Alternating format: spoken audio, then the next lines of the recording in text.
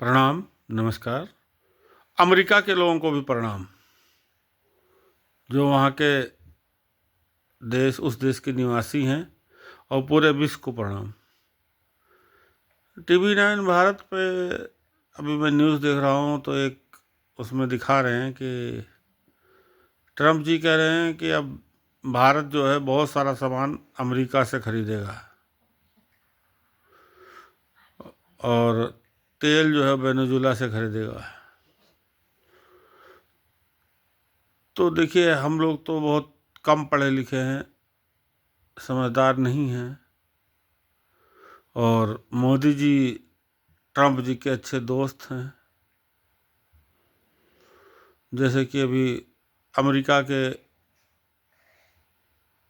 वहाँ से एक कुछ पन्नों का वो ओपन हुआ है, तो उसमें ये भी कहा गया कि भाई यात्रा हुई थी अमेरिका और इसराइल की, तो उसमें ऐसा ऐसा कहा गया कि ठीक है, आप चुनाव जीत जाओगे लेकिन आपको ऐसा करना पड़ेगा।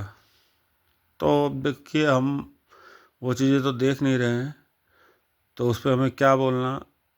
सब लोग अपने अपने देश की और अपनी गद्दी की और अपनी भलाई के लिए सबसे पहले अपनी भलाई के लिए सोचते हैं, और सोचना भी चाहिए, क्योंकि भला अपनी जब आप रहोगे तभी आगे कुछ कर पाओगे।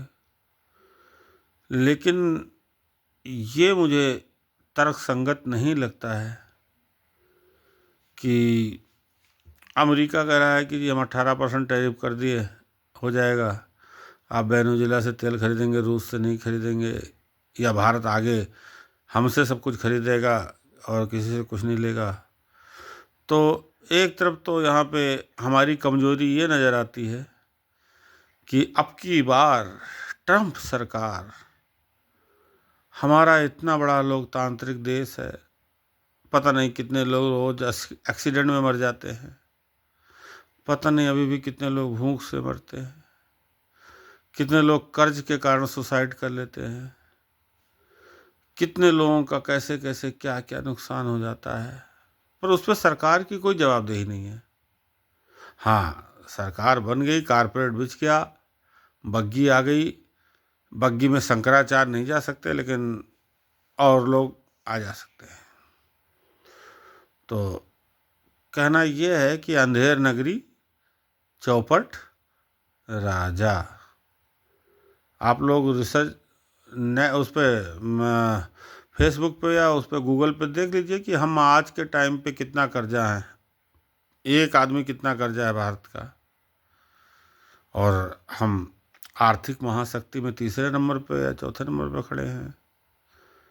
तो ये तो सब विचार करने की ज़रूरत है। लेकिन ये अमेरिका इसलिए बोल रहा है क्योंकि ये बात सही है कि भाई हमारे अगल बगल में बहुत सारे दुश्मन हैं, चीन है, पाकिस्तान है, और हम हिंदू लोग इकट्ठा संगठित नहीं हैं, जातिवाद, बहुत सारी सब चीज़ें, विषमताएं फैली हुई हैं। लेकिन हमारी सेना तो हीरो है भाई, और देशों की तरह हमारी सेना नहीं है। और ये आज की बनाई हुई सेना नहीं है कि आज बन गई हो, ये अपने सैद्धांतिक रूप से कार्य करती है। वो धर्म को पढ़ के तब देश की रक्षा करती है। तो हमारी सेना तो आज भी हीरो है। अगर उसको हथियार ना मिले तो भी वो लाठी डंडों से भी लड़के दूसरों को भगा सकती है। तो वो इसलिए कि उसमें सारे कॉरपोरेट वाले नहीं हैं, उसमें मेहनत करके ग्रामीण क्षेत्र से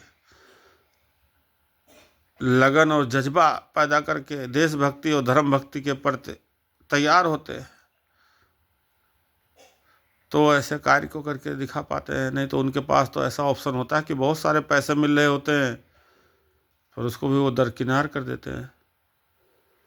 तो फिल्मी हीरो जो होता है वो पैसा लेके काम करता है, एग्रीमेंट करके। लेकिन हमारी सेना आज भी हीरो है, हम बगैर हथियार के भी लड़ने की जज्बा रखती है, और वो हीरो हैं। और मैं कहता हूँ विश्व के सारे देश के जो सेनाएं हैं वो सब हीरो हैं, लेकिन जहाँ सुविधा मिल रहा है वो सुविधा की मांग करते हैं। हमारे देश में तो सुविधा नहीं मिलते हुए भूखे रह के भी लड़ते, तो आज वो बहुत बड़े हीरो हैं, मैं यही कहूँगा। लेकिन यहाँ एक चीज़ समझ में आता है कि ट्रम्प जो ऐसी ऐसी बातें बोलते हैं कि पाकिस्तान से सीज़ फायर करा दिया और अब भारत वेनेजुला से तेल लेगा, अमेरिका से बहुत कुछ लेगा, तो ये सब वो क्यों बोलते हैं? कोई उनका भी तो अधिकार होगा इस देश पे। और मुझे लगता है कि वो अधिकार सिर्फ एक ही है कि मोदी जी की ट्रम्प से दोस्ती। तो ट्रम्प है, क्या कहा जा सकता है। लेकिन अगर कोई मुझसे पूछे कि क्या करना चाहिए, तो मैं यही कहूँगा, रूस हमारा बहुत सच्चा दोस्त रहा है। आना जाना, ऊपर नीचे, उतार चढ़ाव सब लगा रहता है, लेकिन लास्ट में जीत उसी की होती है जो सच्चा होता है। तो रूस ने आज तक कभी किसी देश के ऊपर कब्जा करने की कोशिश नहीं की, और वो ये सोचता है और चाहता भी है कि जिससे भी मित्रता हो उससे सच्चाई से निभाया जाए। अगर कहीं भी भारत, ये जो मीडिया में खबरें आ रही हैं, हालांकि इसमें कई और कारण भी हैं, लेकिन मैं सब पे नहीं जाऊंगा, पर मैं सिर्फ अपने देश की बात करूंगा कि हमारे देश का भला इसी में है कि हमारी जो पॉलिसी है कि हम जहाँ हमें फ़ायदा होगा हम वहाँ से तेल लेंगे, लेकिन उस फ़ायदे में अगर अमेरिका हमें आधे रेट पे भी तेल देने लगे तो हमें नहीं लेना चाहिए। और रूस अगर उससे कुछ ज़्यादा पैसे में दे तब भी लेते रहना चाहिए, क्योंकि वो सच्चा है। जो सच्चा 100 गद्दार से एक वफादार अच्छा होता है। इसलिए मेरा मानना यही है कि उसको नहीं छोड़ना चाहिए, और हमें ईरान को भी नहीं छोड़ना चाहिए। अब रूस के पास, चीन के पास, भारत के पास बहुत सारी व्यवस्थाएं नहीं बची हैं।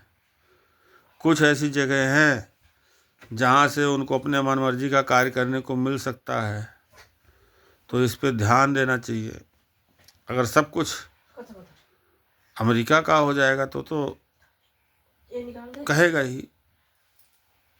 हाँ, एक बात है, ठीक है, अमेरिका ताकतवर है, तो ताकतवर तो राजा राम भी थे,